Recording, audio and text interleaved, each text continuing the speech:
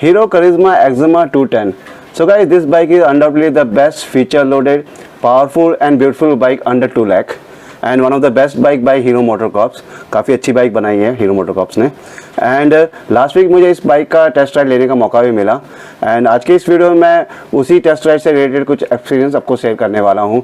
ये बाइक चलने में कैसी है, इसका ब्रेक कैसा है, इसका सस्पेंशन कैसा है, क्लच कैसा है and as a short rider how was my experience riding this bike. तो ये सब के बारे में मैं आपको बताने वाला हूँ.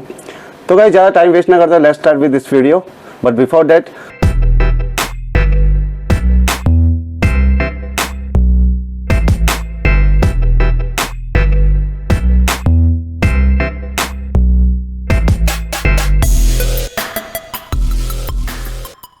Guys and welcome back to the channel. I hope कि आप सब लोग अच्छे होंगे एंड मेरे वीडियोस को एंजॉय कर रहे होंगे. एंड अगर आपने इस चैनल को सब्सक्राइब नहीं किया तो प्लीज़ सब्सक्राइब जरूर कर लीजिए. सो गाइस बात करते हैं हीरो करिश्मा एक्सिमा 210 के राइडिंग एक्सपीरियंस के बारे में. तो बाइक काफ़ी अच्छी है, इवन चलने में भी काफ़ी अच्छी है, मैं आपको पहले ही बता चुका हूँ. बट मेरे केस में थोड़ा सा एक प्रॉब्लम था. प्रॉब्लम क्या था कि मेरी जो हाइट है वो है 5.2 इंच, 5 फीट 2 इंच की मेरी हाइट है एंड हीरो करिश्मा की जो सीट हाइट है वो है 810 mm की, काफ़ी ऊंची है मेरे हिसाब से, जिसकी वजह से मेरे जो दोनों पैर के जो टिप थे वो भी मुश्किल से टच हो रहे थे ग्राउंड में. एंड जो बाइक को सीधा करके स्टैंड हटाना ये भी एक बड़ा चैलेंज हो रहा था मेरे को. आप इस क्लिप में देख ही सकते हैं. एंड दूसरी बात यह है कि मैं जो बाइक चलाता हूँ वो है बजाज एमेजन 160 स्ट्रीट, जिसका सीट हाइट है 737 mm की एंड 737 और 810 mm में काफ़ी डिफरेंस होता है. एंड एक और प्रॉब्लम ये भी है कि बाइक का जो वेट है वो भी बजाज एमेजन 160 स्ट्रीट से थोड़ा ज़्यादा है, 160 kg का वेट है.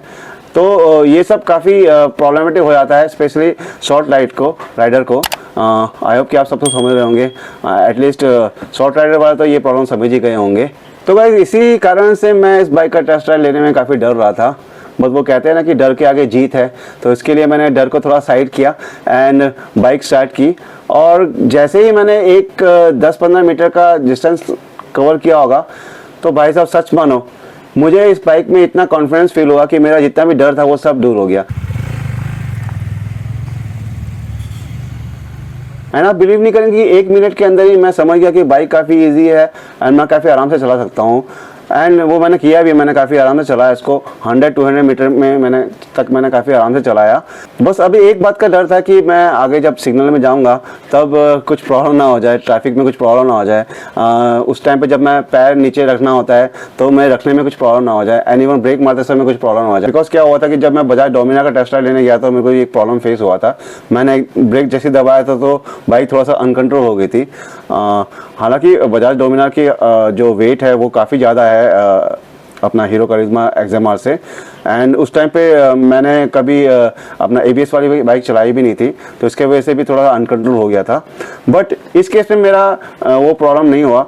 मैं जैसे ही ट्रैफिक में गया तो मैंने बाइक बड़े आराम से ब्रेक मारी एंड बड़े आराम से पैर रख दिया. बट लकीली और अनलकीली क्या हुआ कि वो सिग्नल बहुत ही लंबा था, 1.5 मिनट का सिग्नल था आई थिंक.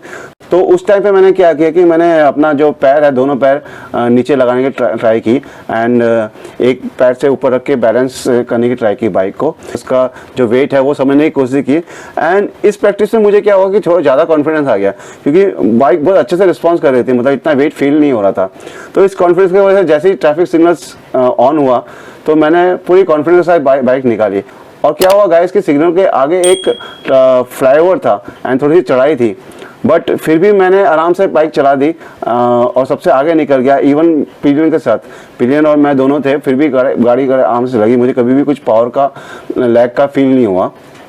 एंड फ्लाईओवर में चलते ही मैंने बाइक आराम से 90 में भगा दी. Within I think 100-200 metre में ही वो गाड़ी 90 में पहुंच गई थी.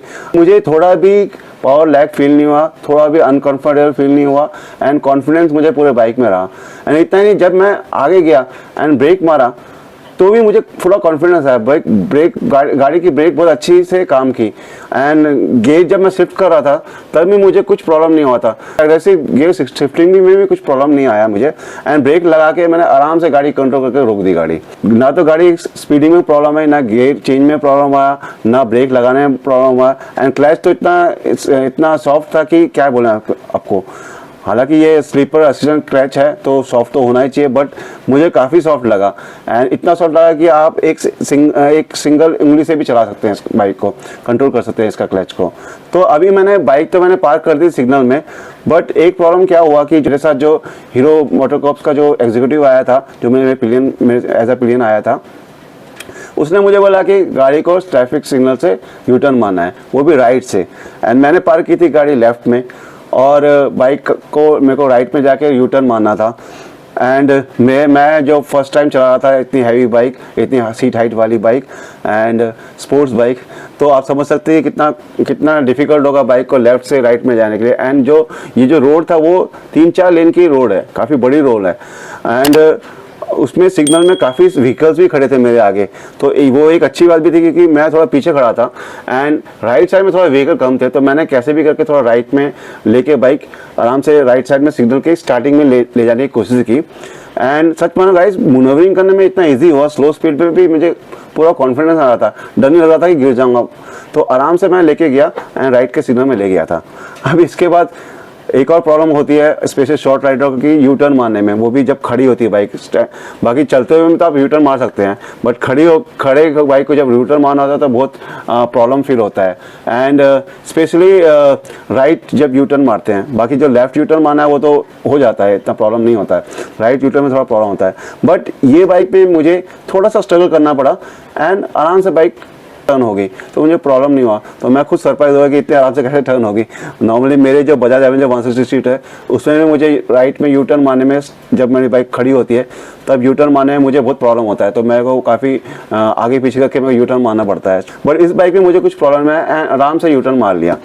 तो जैसे यू टर्न मार के मैं आगे बढ़ा तो मैंने बाइक को स्लो चलाया, 30-40 की स्पीड में चलाया मैं ताकि मैं एक्सपीरियंस कर सकूँ कि अलग अलग स्पीड में कैसे चलती है। 30-40 में चलाया मैंने एंड 3rd-4th में चला रहा था, इवन 5th में भी मैंने 40 में चलाया तो गाड़ी में कुछ प्रॉब्लम नहीं आया।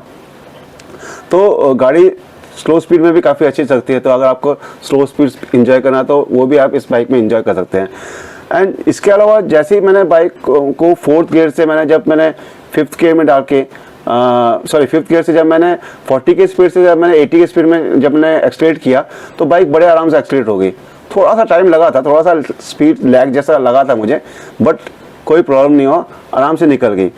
एंड आगे जाके मैंने फिर उसको सिग्नल में दोबारा से रोका एंड आराम से मैं सिग्नल में मूविंग करके फिर से मैं अपना शोरूम तक लेके गया एंड मुझे सच मानो कुछ प्रॉब्लम नहीं हुई मुझे। तो मुझे बाइक काफ़ी अच्छी लगी, इजी लगी एंड कंफर्टेबल लगी।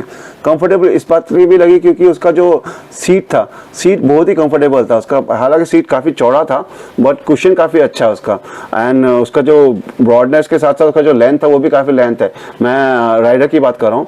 पिलियन की जो सीट है वो थोड़ी सी छोटी है बट कुशन अच्छा है। आई डोंट नो उसका कितना कंफर्टेबल मिलेगा, बट ये बाइक का जो राइडर का जो सीट है वो मुझे काफ़ी पसंद आया एंड आई एम श्योर कि लॉन्ग राइड में भी इसको कुछ प्रॉब्लम नहीं होगा।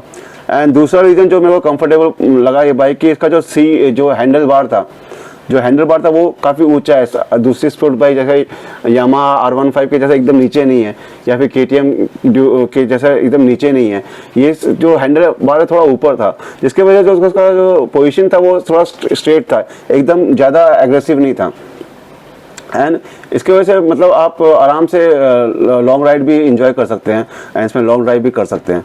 तो ये चीज़ था। एंड तीसरा जो चीज़ था उसका जो सस्पेंशन था वो काफ़ी अच्छा था एंड वो सस्पेंशन की वजह से क्या है कि थोड़ा जो गड्ढे, मेरा थोड़ा शोरूम के आगे थोड़ा सा गंदा पैच था, उसमें थोड़े थोड़े गड्ढे भी थे, तो वो जो सस्पेंशन की वजह से गड्ढे आराम से पार कर रहा था बाइक, कुछ भी प्रॉब्लम नहीं होता। मुझे एकदम सरप्राइज हो गया कि यार इतना स्पोर्ट्स बाइक इतनी अच्छे से कैसे गड्ढे को पार कर रही है। इवन मेरा जो बजाज है जब सोई मेरे को काफ़ी जंप कराती है मेरी बाइक, बट इसमें मेरे को थोड़ा भी पता नहीं चला।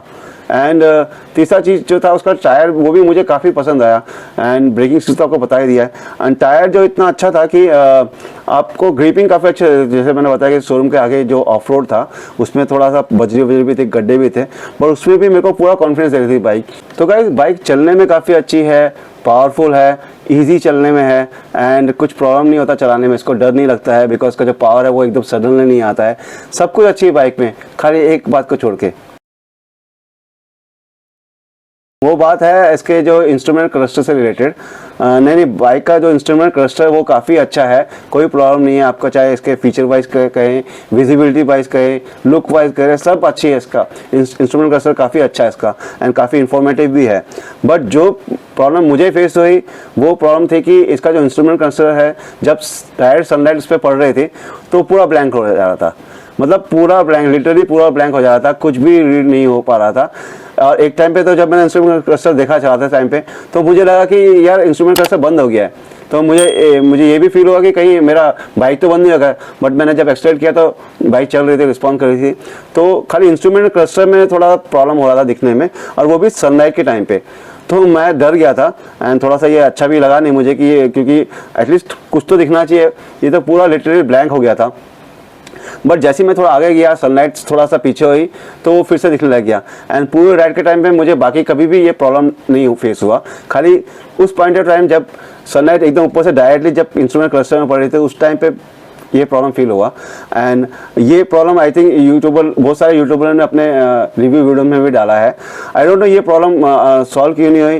टेस्टिंग के टाइम पे टेस्ट राइड जब किया था हीरो मोटोकॉर्प्स ने, तब ये प्रॉब्लम क्यों नहीं आया तो रेक्टिफाई क्यों नहीं हुआ, आई डोंट क्या रीज़न है। बट ये प्रॉब्लम तो सॉल्व होनी ही चाहिए थी, ये प्रॉब्लम आनी नहीं चाहिए थी, बिकॉज बहुत ही गंदा लगता है कि पूरा स्क्रीन ही ब्लैंक हो जाता है। तो ये एक बहुत बड़ी प्रॉब्लम थी जो मुझे फील हुई, और यही एक ओनली प्रॉब्लम थी जो मुझे फील हुई इस बाइक में। आई होप कि हीरो मोटोकॉर्प्स वाले इस प्रॉब्लम को सॉल्व कर देंगे एंड नेक्स्ट लॉट में जो होगा ये प्रॉब्लम सॉल्व होके आ जाएगा। बाकी गाइस, आप में से भी अगर किसी ने ये प्रॉब्लम फेस किया है तो प्लीज़ कमेंट जरूर करिए, एंड इस प्रॉब्लम के अलावा भी अगर कुछ और प्रॉब्लम फेस किया तो प्लीज़ वो भी जरूर कमेंट करिए। सो गाइस, बस यही था मेरा राइडिंग एक्सपीरियंस ऑफ हीरो करिश्मा एक्सिमा 210 का। ओवरऑल मुझे ये बाइक काफ़ी पसंद आई, चाहे आप डिज़ाइन वाइज कह दीजिए, लुक वाइज कह दीजिए, फीचर वाइज कह दीजिए, पावर वाइज कह दीजिए, बजट वाइज कह दीजिए, सब काफ़ी अच्छा लगा मुझे। स्पेशली 2 लाख के बजट में तो ये बाइक सबसे अच्छी है, मुझे नहीं लगता कि कोई और बाइक इतनी अच्छी होगी। आप बताएं कि क्या आपको इस बजट में ये बाइक सबसे बेस्ट लगी कि नहीं लगी, और क्या आप में से कोई इस बाइक को खरीदना चाहेगा कि नहीं चाहेगा। एंड ये भी बताएं कि आपका इस बाइक में जो 3 कलर है, रेड, येलो एंड ब्लैक, इनमें से आपका फेवरेट कलर कौन सा है। सो गाइस, वीडियो में इतना ही। आई होप कि आपको ये वीडियो पसंद आया होगा, एंड अगर आपको ये वीडियो पसंद आया तो प्लीज़ लाइक कर दीजिए, कमेंट कर दीजिए, शेयर कर दीजिए अपने फ्रेंड्स और रिलेटिव्स को। एंड अगर आप इस चैनल में नए हैं तो प्लीज़ सब्सक्राइब जरूर कर लीजिए, एंड हाँ, बेल आइकन जरूर दबा दीजिए ताकि जब भी मैं कोई नया वीडियो अपलोड करूँ उसका नोटिफिकेशन आपको आ जाए एंड आपसे कोई वीडियो मिस ना हो। तो गाइस, मिलते हैं नेक्स्ट वीडियो में, तब तक के लिए bye, see you, take care and keep travelling guys.